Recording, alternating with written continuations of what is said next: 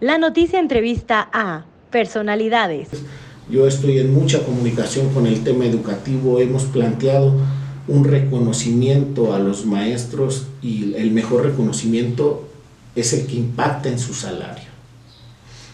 Es mucho recurso el que se requiere, pero yo sí creo que parte de la solución para este país es la educación y tenemos que apostarle a los maestros, a esos maestros que fueron capaces. A mí me tocó estar todavía frente al grupo con el tema de la pandemia y me tocó ver cómo los maestros se esforzaban al máximo para que sus estudiantes estuvieran.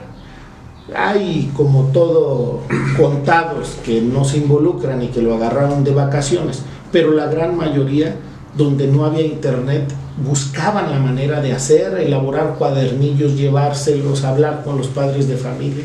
Entonces fue una tarea muy ardua, fue una tarea que les tenemos que reconocer. Después del sistema de salud, yo creo que el sistema de educación fue la segunda línea para hacerle frente a este tema, que hay un rezago sin duda alguna y se tiene que trabajar, pero tenemos que estimular a los maestros, que estimular para que estudien, que darles a lo mejor una recompensa económica para que se estén preparando los sábados, buscar los canales. Eso ya lo hicieron en algún momento y como vieron que los maestros sí se querían preparar, ya dijeron no alcanza el recurso, porque tenemos apoyos técnicos pedagógicos que, lejos de ir a apoyar al maestro para nutrirlo, para darle herramientas, para fortalecer la práctica docente, pues son apoyos administrativos.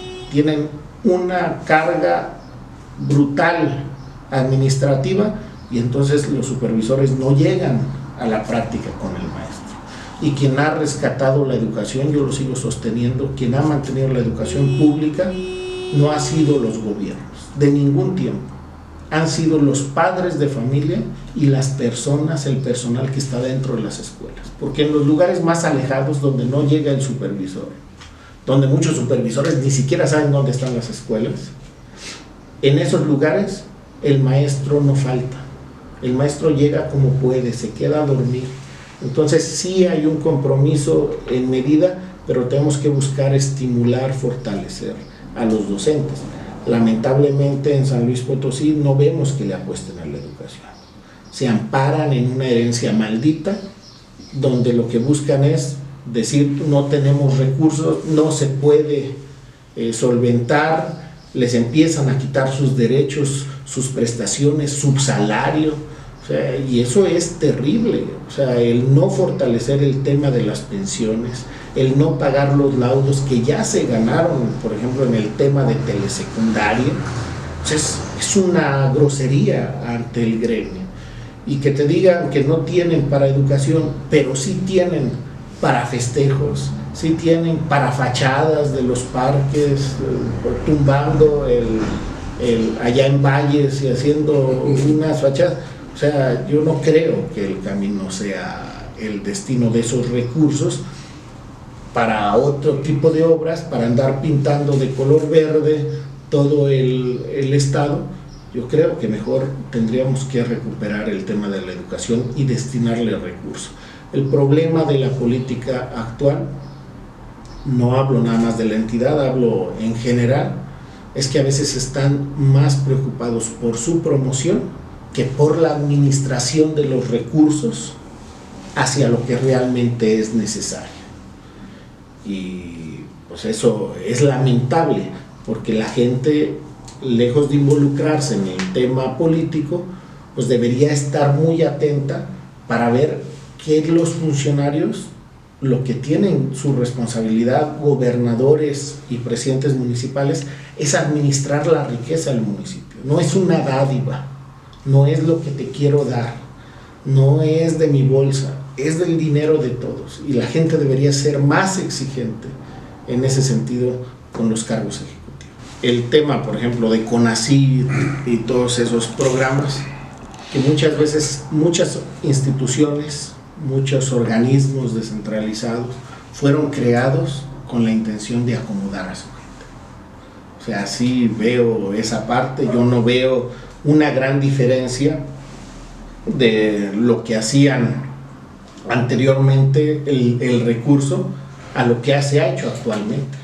O sea, yo te lo digo como una persona que ha trabajado en el medio de la educación, pues anteriormente el CONACYT, los recursos, todo lo que les daba, pues no se veía en un impacto real en el sentido educativo. Por eso sigo sosteniendo que quienes han sostenido la educación de este país han sido los padres de familia, malamente, y digo malamente porque el artículo 3º en su fracción cuarta es muy claro: la educación que imparta el Estado deberá ser laica, gratuita, obligatoria y ahora de excelencia.